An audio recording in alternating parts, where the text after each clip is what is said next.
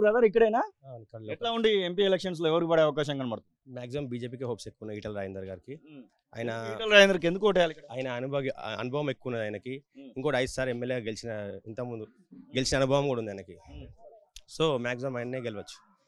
ఇప్పుడు ఈ రేవంత్ రెడ్డి గతంలో పనిచేసిండు, ఒకవేళ మళ్ళీ గెలిపిస్తే మల్కాజ్గిరిని ఇంకా ఎక్కువ డెవలప్మెంట్ చేస్తా అని చెప్తున్నాడు సీఎం స్థాయిలో ఉండి. ఇప్పుడు పాతగా లేని డెవలప్మెంట్ ఇప్పుడు కొత్తగా ఏమవుతుంది అంత నమ్మకం కూడా ఎవరికి లేదు.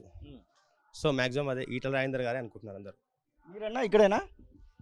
లోకలే 100% ఈటల రాజేందర్ గెలుస్తుండు 100%. ఎందుకంటే టీఆర్ఎస్ కానీ కాంగ్రెస్ కానీ ఇంత ముందుకు ఈ మన రేవంత్ రెడ్డి గారు ఎంపీ అయినాక ఏ రోజు ఒక రోజు వచ్చిన డాకాలో లేదు.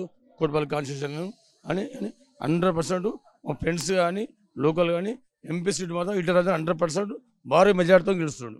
ఈటల రాజేందర్కి అంటారు. మీరన్నా? నేను ఉత్తరాంధ్ర నుంచి వచ్చాను, కాకపోతే ఇక్కడే లోకల్లో సెటిల్ అయ్యాను. ఓటు ఇక్కడే ఉందా మీకు? ఓటు ఇక్కడే ఉంది. Ration card, Aadhaar card. ఎవరన్నారండి? గిట్టని వాళ్ళు ఎవరైనా అంటారు. దేశంలో మోడీ ఉండాలా, ఇక్కడ ఈటల రాజేందర్ అన్న ఉండాలా. మోడీ ప్రభుత్వం మీద చాలా ఆశలు ఉన్నాయి.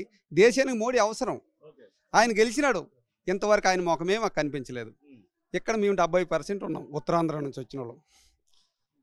అలాంటిది మేము టీడీపీ ఓట్ల నుంచి బీజేపీకి సపోర్ట్ చేసాం. మన కార్పొరేటర్ కూడా గెలిపించుకున్నాం. ఈయనకి కూడా కంపల్సరీ గెలిపించుకుంటాం.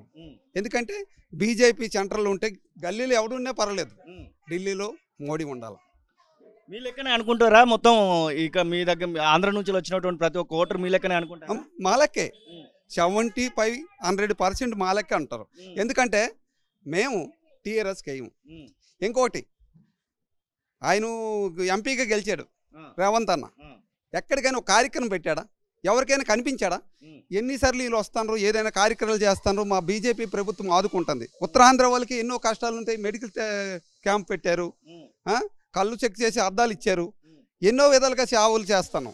అలాంటి పార్టీకి ఓటేయకంట ఎవడో ఆ రోజుకి వస్తాడు, ఒక 100 రూపాయలు 500 నోటు కోసం ఎవడో ఓటేస్తాడన్న. ఒక మంచి వ్యక్తి కావాలా, దేశం కాపాడే వ్యక్తి కావాలా.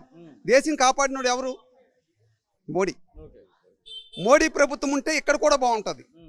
ఢిల్లీలో ఇప్పుడు ఎవడి గల్లీలో ఎవడున్నా ఏం చేసేది ఏం లేదు. వస్తాడు, నమస్కారం పెడతాడు, దొంగ నమస్కారం పెడతాడు, వెళ్ళిపోతాడు. కానీ తర్వాత వచ్చే రోజుల్లో జనాన్ని పలకరించి కష్టాల్లో సుఖాల్లో కలిసి ఆ కష్టాలు తీర్చేవాడే నిజమైన నాయకుడు.